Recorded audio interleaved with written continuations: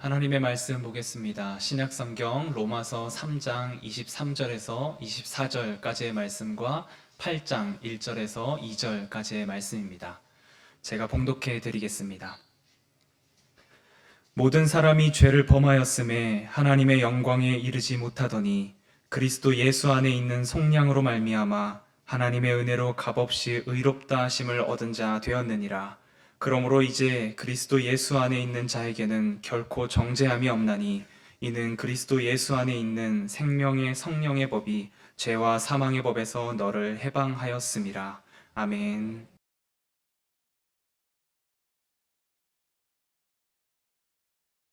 오늘은 사도신경 15번째 시간으로 나는 죄의 용서를 믿습니다 하는 제목으로 함께 말씀을 나누고자 합니다.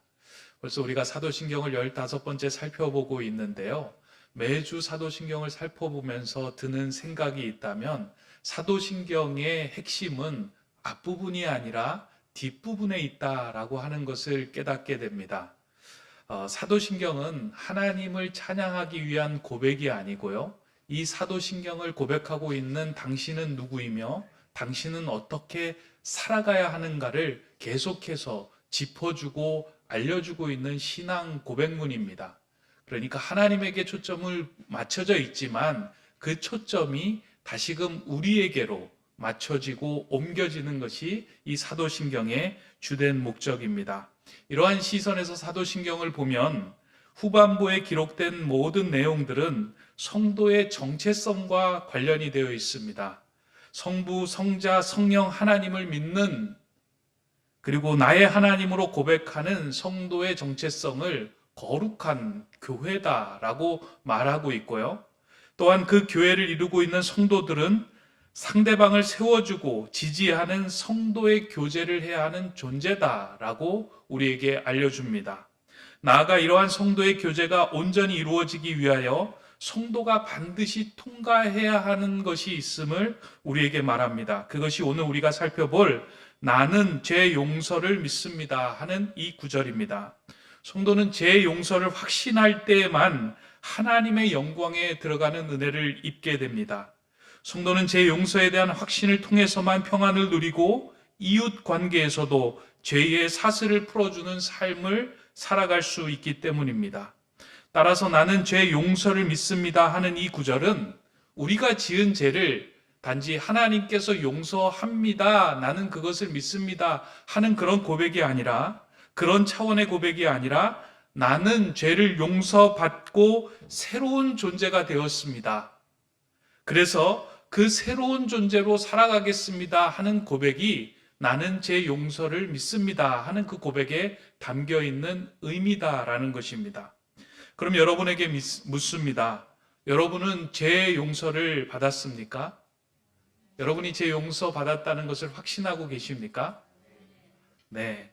아마 우리 세운교회 성도님들은 다들 믿음과 또 이렇게 자신에 대한 그런 어떤 정체성이 분명해서 아멘의 소리가 크게 나오는데요. 사실 이 부분에 대해서 아멘 하는 것이 머리로는 이해가 되지만 우리의 마음으로 온 전심으로 고백하는 것은 쉽지는 않습니다. 왜냐하면 신앙생활 하면서 우리가 죄에 대해서 그렇게 깊게 생각하지 않았기 때문입니다. 그리고 우리가 죄 용서받았다는 것이 무슨 의미인지를 정확하게 알고 신앙생활 하는 사람이 그렇게 많지 않습니다. 그냥 세상에서 말하는 그 죄의 수준, 그 세상 사람들이 이야기하는 그 죄를 졌다, 지지 않았다 하는 차원에서 크게 떠나지 않는 상황에서 우리는 신앙생활을 하고 죄를 이해하고 있습니다. 그러나 성경에서 말하는 죄는 단순히 세상에서 죄를 짓고 안 짓고 범죄의 유무를 말하는 것이 아니라 보다 본질적인 의미를 담아내고 있습니다. 그래서 성경은 이 땅에서 나름대로 열심히 살아가고 있는 사람이라고 할지라도 모든 사람이 죄인이다, 모든 사람들이 다 죄를 짓고 죄인이다라고 규정을 하고 있습니다. 따라서 이 부분에 대해서 죄 용서, 나는 죄 용서를 받은 자다라는 것을 제대로 이해하기 위해서는 성경에서 왜 우리를 죄인이라고 말하고 있는지, 성경에서 말하는 죄의 의미는 무엇인지에 대해서 우리가 한번 깊게 살펴볼 필요가 있습니다. 성경에서는 죄를 설명하면서 죄에 대한 이야기를 하면서 늘 사용하고 있는 단어가 두 개가 있는데요. 그보다 여러 개가 있지만 대표적으로 나타내는 단어가 헬라어로 두 개의 단어를 사용을 합니다. 그 첫 번째 해당하는 단어는 오페일레마라는 단어입니다. 이 단어에 대해서는 여러분들이 많이 들어보지는 않았지만 사실은 우리가 익히 알고 있는 단어입니다. 이 단어는 예수님의 주기도문에서 나오는 단어인데요.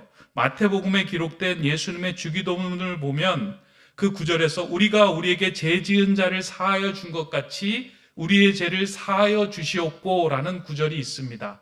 이 구절은 우리가 주기도문에서 다 고백하는 구절이기 때문에 압니다. 여기에 해당되는 죄를 뜻하는 단어에서 사용하고 있는 단어가 이 헬라어 오페일레마라는 단어를 사용하고 있는데요. 여러분들이 가지고 있는 성경을 보면 그 마태복음 제 6장을 찾아보면 그 밑에 뭐라고 기록이 되어 있냐면 이 부분에 이제 줄을 쳐놓고 우리가 우리에게 빚진 자를 탕감하여 주듯이 우리의 빚을 탕감하여 주시고 라고 기록이 되어 있습니다. 다시 말해서 죄를 뜻하는 단어를 오페일레마라고 쓰고 이 오페일레마를 빛으로 이해하고 있다라고 성경은 우리에게 알려줍니다. 이 오페일레마는 우리는 죄라고 번역하고 있지만 당시의 사람들은 이것을 그러니까 채무, 빚이라는 의미로 사용하고 있습니다. 예수님 당시뿐만 아니라 최근 100년 전까지만 해도 사람이 빚을 지고 그 빚을 갚지 못하면 그 사람은 종이나 노예로 팔려갔습니다. 빚으로 인하여 한순간 노예의 신분이 됩니다. 따라서 성경에서 죄를 빚으로 말하는 것은 우리의 죄로 인하여 하나님과의 관계가 단절되고 죄의 노예로 팔려졌다라는 것을 의미합니다. 하나님의 형상으로 창조된 아담이 하나님의 말씀에 불순종함으로 죄를 짓고 에덴을 떠나면서 우리는 죄에 속박되어 있는 존재가 되었고 하나님 관계가 단절된 존재가 되었다. 이것이 담고 있는 것이 오페일레마가 가지고 있는 뜻입니다. 성경은 이렇게 하나님의 자녀로 마땅히 해야 할 임무를 하지 않음으로 인해 우리가 자녀의 신분을 잃고 죄의 상태에 거하게 되었다라고 말합니다. 이러한 빛의 관계로서 죄를 잘 드러낸 예수님의 비유가 익히 잘 알고 있는 탕자의 비유, 그 다음에 자녀를 기다리는 아버지의 비유라고 이야기하는 누가복음 15장에 나오는 이야기입니다. 이 이야기 여러분들은 다 아시죠? 한 가정에 두 아들이 있는데 둘째 아들이 아버지에게 자신의 분깃을 달라고 말을 합니다. 그리고 그 받은 재산을 가지고 먼 곳에 가서 다 재산을 탕진합니다. 재산을 탕진하고 난 후에야 자신이 누구이고 내가 어디에서 살아야지 온전한 존재인지를 깨닫고 그 순간 아버지가 생각이 나며 아버지께로 돌아가기를 결단합니다. 그리고 아버지 앞으로 나아가 아버지께 내가 하늘과 아버지 앞에 죄를 지었다고 말하며 아버지께 용서를 구합니다. 그때 아버지는 그렇게 돌아온 아들을 조건 없이 받아주고 아들의 신분을 모두 복권시켜 줍니다. 성경을 보면 돌아온 아들을 대하는 아버지의 모습 속에 그 어떤 책망도 보이지 않습니다. 오히려 아들이 돌아오기를 바라는 그 아버지는 아들이 돌아옴으로 인하여 그의 마음이 기쁨이 넘쳤다라고 기록해 주고 있습니다. 여기서 아버지가 아들을 받아들이는 이 모습이 오페일레마의 빛을 탕감하고 신분을 복권시켜주는 재용서의 의미입니다. 이처럼 예수 그리스도를 구주로 고백하는 모든 자들은 예수님의 은혜로 새로운 신분을 얻게 되었습니다. 하나님 관계로 다 단절된 자들이요, 예수 그리스도를 믿고 그 십자가의 은혜로 우리는 새로운 신분, 새로운 존재로 거듭나게 되었다는 것입니다. 죄의 용서를 믿는다는 것은 이제는 나는 죄에 속한 존재가 아니라 예수 그리스도의 은혜로 하나님의 자녀로 내 신분이 복권되었다라는 것, 그것을 먼저 의미하는 내용입니다. 신학교 다닐 때 한 교수님께서 이 부분을 설명하면서 또 예로 하나의 예를 들었는데요. 그때 예를 든 그 이야기가 동화의 이야기인데 신데렐라 이야기를 들어주었습니다.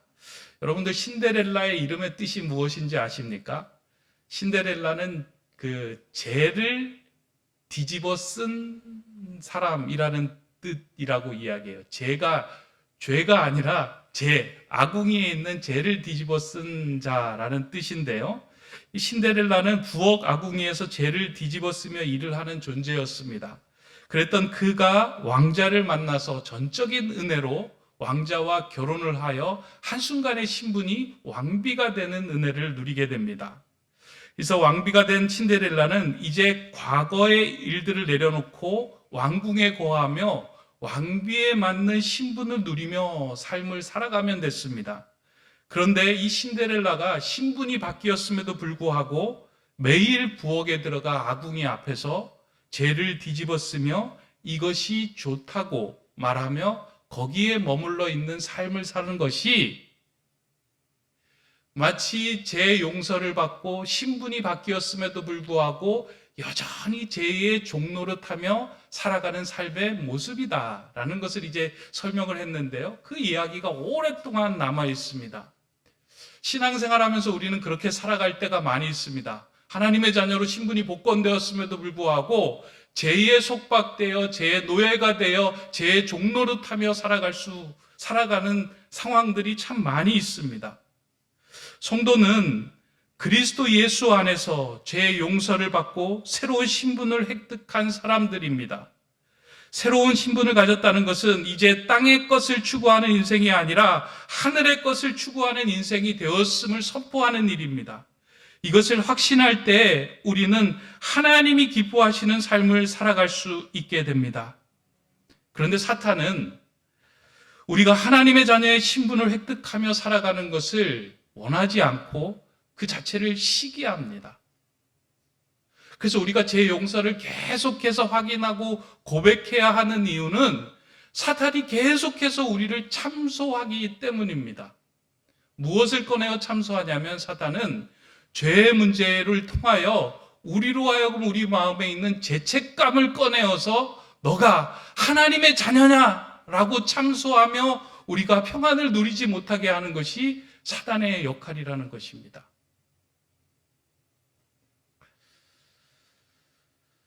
강단에 서서 말씀을 전하는 저도 문득문득 이 강단에 서는 것이 두려워질 때가 참 많이 있습니다.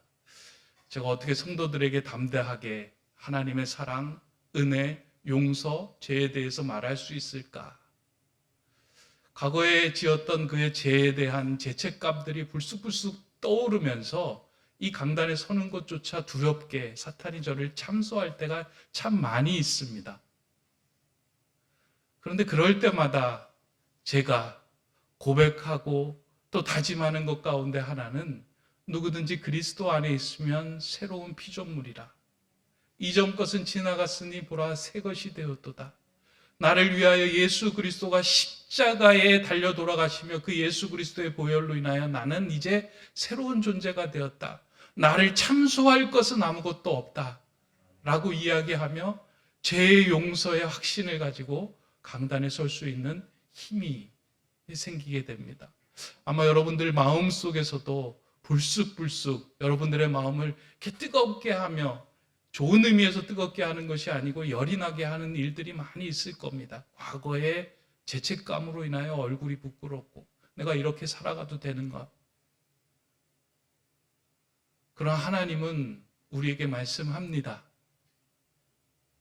누구든지 그리스도 안에 있으면 예수 그리스도의 십자가의 은혜로 너희는 이제 새로운 신분이 되고 새 것이 되었다. 새로운 존재가 되었다라고 우리에게 선포하며 말씀해 주십니다. 우리가 마음에 새게 하는 것은 다른 것이 아니고요. 나는 하나님의 자녀로 다시금 새로운 존재가 되었다. 이것을 매일매일 외치며 고백해야 합니다.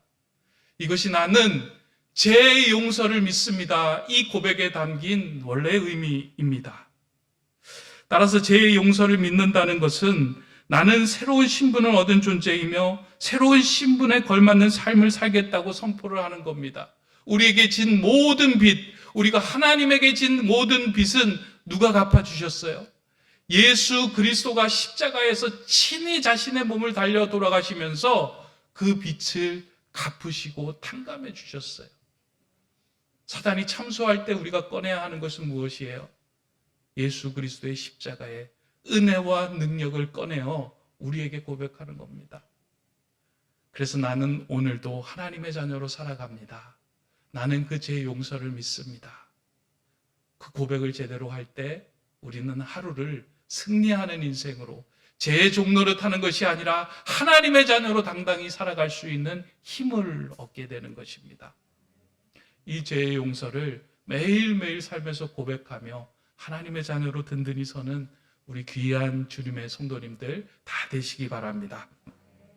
이 오페일레마가 한 측면이라면 두 번째 이제 성경에서 죄를 많이 언급하고 사용하고 있는 단어는 하마르티아라는 단어입니다. 이건 아마 여러분들이 많이 들어보셨을 겁니다. 하마르티아는 이제 궁수가 하사를 당겨서 관역을 향하여 쏘았을 때 그 관역에서 빗나간다라는 의미를 가지고 있는 단어가 이 하마르티아입니다. 그런데 관역을 향하여 정조준을 했다가 화살이 빗나가는 것이 아니고요. 관역을 빗나갔다는 의미는 조준 자체가 틀어졌다라는 의미를 가지고 있어요.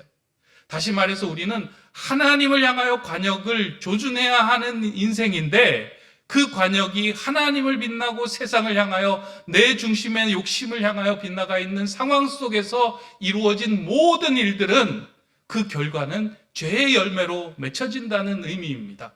그런 의미에서 사용하고 있는 단어가 이 하마르티아입니다. 성경에 보면 하나님의 마음에 합하였던 다윗이 하나님께 범죄하는 안타까운 사건이 이제 우리에게 보여지고 나타납니다. 어떻게 하나님께 그렇게 평생을 집중하며 살았던 다윗이 그 한순간에 범죄하는 인생을 살아갈 수 있었을까? 사실 다윗은 왕이 되기 전부터 왕이 되고 난 이후에도 하나님께 중심을 두었던 인물이었습니다. 그러한 그가 나라의 장군들이 전쟁을 나간 어느 날 오후 늦게 일어나 왕궁의 옥상으로 올라갑니다. 그때 그의 눈에 한 여인이 들어오게 됩니다. 그리고 그 여인에게 다윗은 마음을 빼앗깁니다. 사실 그 여인이 다윗의 눈에 들어온 것 그 자체가 죄는 아니고요. 다윗은 이미 그의 마음속에 오후 늦게 일어나 자신의 마음을 무엇인가 채워줄 욕망의 대상을 찾고 있었던 것은 아닌가. 이미 하나님께 집중되지 않고 그의 시선이 세상을 향하여 자신을 향하여 돌려져 있을 때 그 안에 눈에 들어왔던 모든 것들을 행하는 그 상황들은 죄의 열매와 죄의 결과로 맺어진다라는 것입니다. 이 사건이 우리에게 주는 교훈은 하나님의 마음에 합한 다윗도 그의 마음에는 죄의 씨앗을 품고 있는 한낱 죄인에 불과하다라는 의미입니다.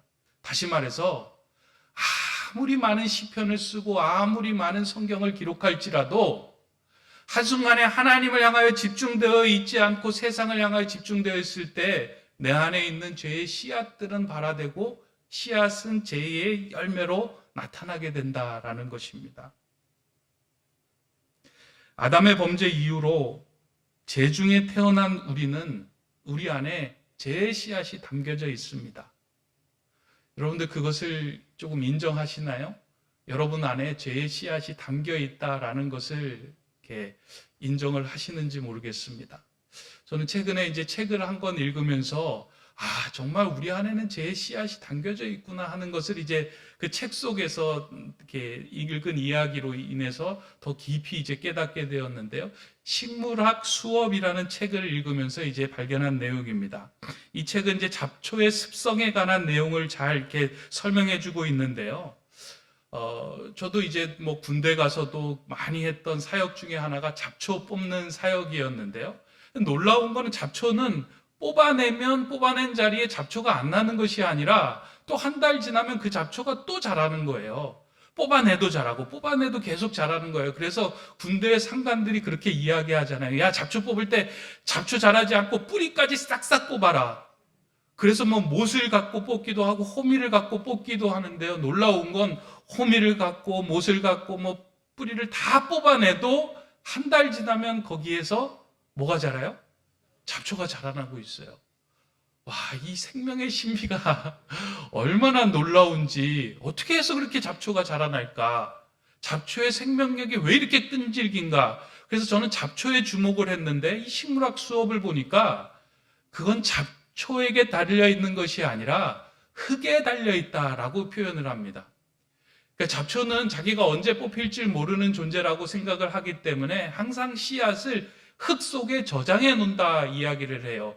그러다 보니까 이 흙 속에는 그 자라난 잡초의 씨앗뿐만 아니라 온갖 잡초의 씨앗들이 그 흙 속에는 미리 잠재되어 있고 그 속에서 계속 존재하고 있다는 거예요. 근데 잡초를 이렇게 뽑으려고 듣는 그 순간에 빛이 들어가면 그 빛을 경험한 씨앗들은 그 빛을 보고 발화가 된다라는 것을 이제 그 설명을 하는 거예요.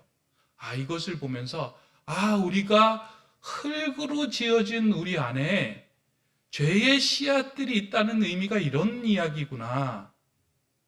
하나님께 불순종함으로 아담이 하나님을 거역하고 아담 안에서 죄가 싹트기 시작을 했습니다. 그리고 그 아담의 후손으로 태어난 모든 아담의 후손들은 그 이후로 그의 마음속에 죄의 씨앗들을 품고 살아가게 되어 있는 존재가 된 거예요. 아담이라는 말 자체가 흙이라는 말 아니겠습니까? 흙으로 지어진 우리들 안에는 이미 죄의 씨앗들이 가득한 거예요. 그러다 보니 우리는 죄로부터 온전해질 수 없기에 늘 죄에 의해서 그리고 죄의 유혹에 시달릴 수밖에 없는 존재로 살아갈 수밖에 없습니다. 우리의 힘으로는 도저히 죄의 문제를 해결할 수 없습니다. 아무리 뽑아내려고 해도 죄의 씨앗들을 우리는 제거할 수가 없습니다. 하나님은 이러한 우리의 죄를 해결해 주시기 위하여 택하신 것이 무엇이냐면 이 죄를 해결해 주시기 위하여 예수 그리스도를 이 땅에 보내주시고 그 예수 그리스도를 십자가에 달리게 하여 십자가에서 쏟으신 보혈로 인하여 우리의 죄의 씨앗들이 자라지 않을 수 있게 행해 주신 것입니다. 그래서 그 십자가의 보혈을 의지하는 자는 그 죄를 다스릴 수 있는 능력을 얻게 됩니다. 흙으로 태어난 우리가 예수 그리스도의 십자가의 보혈로 적셔질 때에만이 흙의 본성이 아닌 하나님의 본성이 우리 안에서 생겨나게 되는 것입니다. 저는 갈보리에 이 십자가가 세워졌다라고 하는 의미가 참 중요하다라고 생각을 해요. 그 갈보리가 어디예요? 죽음의 골짜기 아닙니까? 흙 아닙니까? 생명이 없는 곳 아닙니까? 그곳에 십자가가 심겨졌어요. 십자가는 큰 나무를 의미를 합니다. 하나님께서 세워주신 나무예요. 그 십자가 그늘 아래 거할 때 제 씨앗들이 자랄 수 없어요.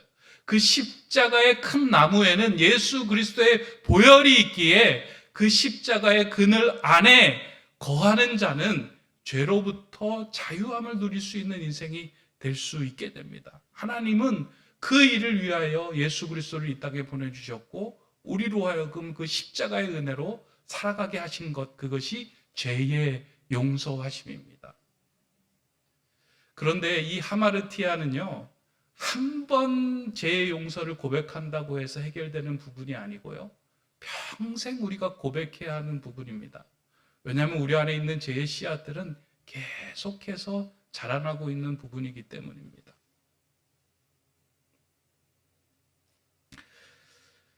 평생 죄의 문제로 인하여 분투하였던 사도 바울은 죄로부터 자유케 하는 하나의 비결을 터득하고 로마 교회 성도들에게 이러한 말씀을 전해줍니다. 로마서 8장 1절에서 2절의 말씀인데요. 그러므로 이제 그리스도 예수 안에 있는 자에게는 결코 정죄함이 없나니 이는 그리스도 예수 안에 있는 생명의 성령의 법이 죄와 사망의 법에서 너를 해방하였습니다. 다시 한번 우리 이 본문 한번 읽으면서 고백했으면 좋겠는데요. 그러므로 시작. 그러므로 이제 그리스도 예수 안에 있는 자에게는 결코 정죄함이 없나니 이는 그리스도 예수 안에 있는 생명의 성령의 법이 죄와 사망의 법에서 너를 해방하였음이라. 사단이 참 교묘한 것은 무엇이냐면 그리스도 안에서 우리가 하나님께 집중하지 못하도록 죄책감을 꺼내어 계속 우리의 마음을 흔들어댑니다.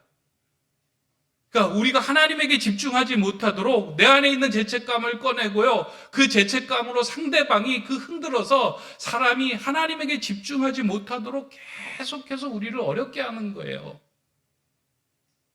죄의 문제가 용서되었다라고 생각을 하지만 그 죄책감 때문에 하나님께로 더 나아가지 못하고 힘들게 하는 거예요. 다윗이 죄를 짓고 난 다음에요, 쓴 시편을 보면 자신의 뼈가 새하여졌다라고 이야기를 해요. 하나님께 고백을 했음에도 불구하고 그로 인하여 마음속에 온전한 치유를 받지 않았을 때는 그것이 우리로 하여금 하나님으로부터 온전히 나갈 수 없게 하는 그 죄의 무기가 된다는 겁니다.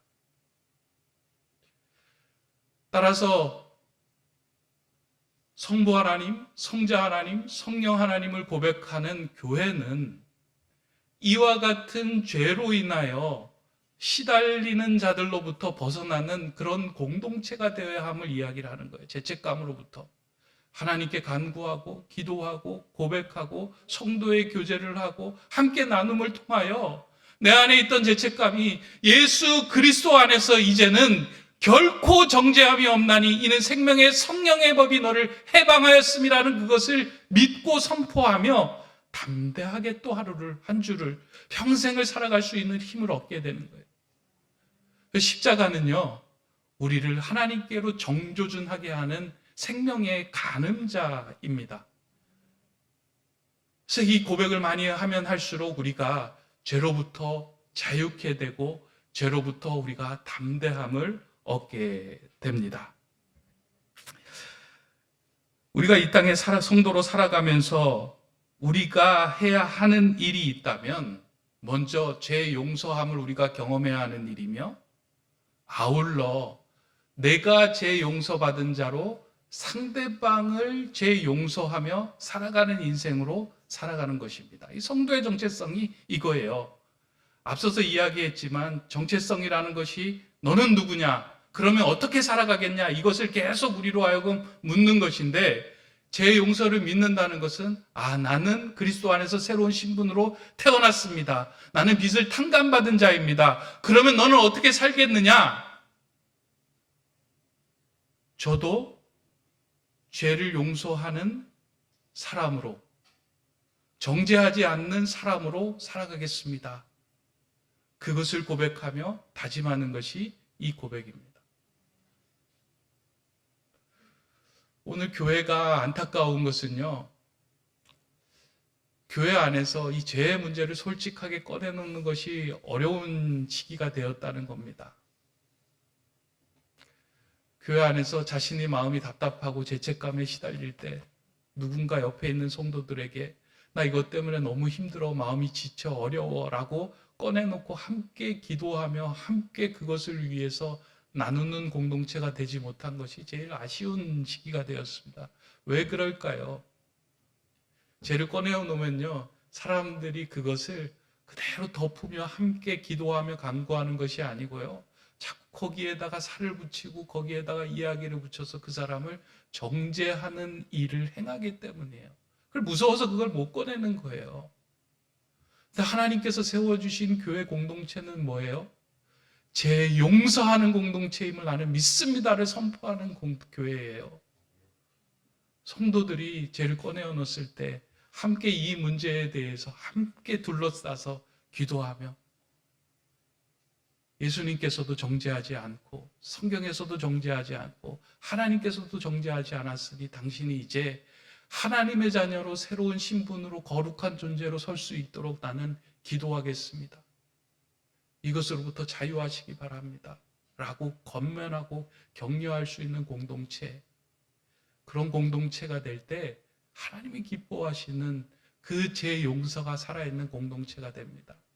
저는 높은 뜻 세움교회에 대한 기대가 있다면요, 이런 공동체가 되기를 소망하고 있습니다.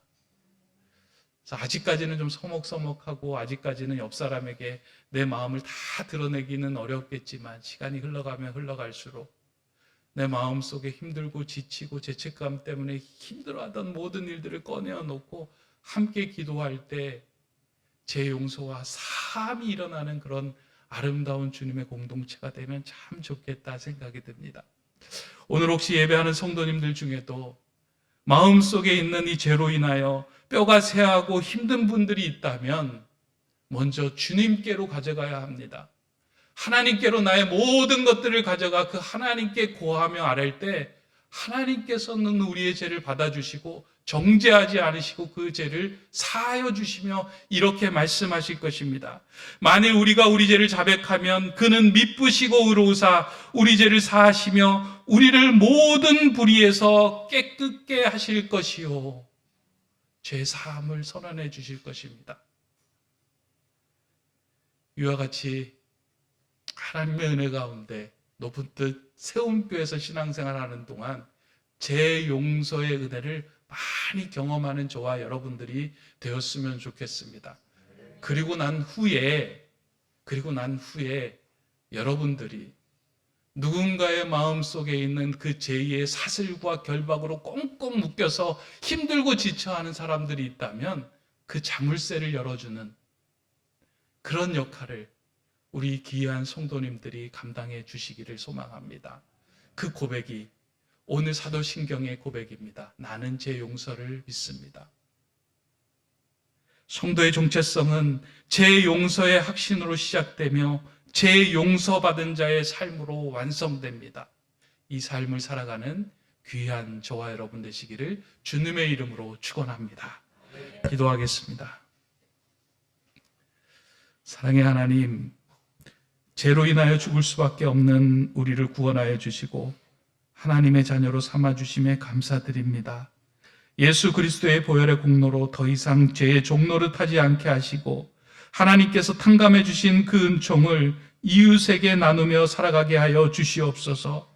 하나님, 나는 여전히 흙에 속한 아담입니다.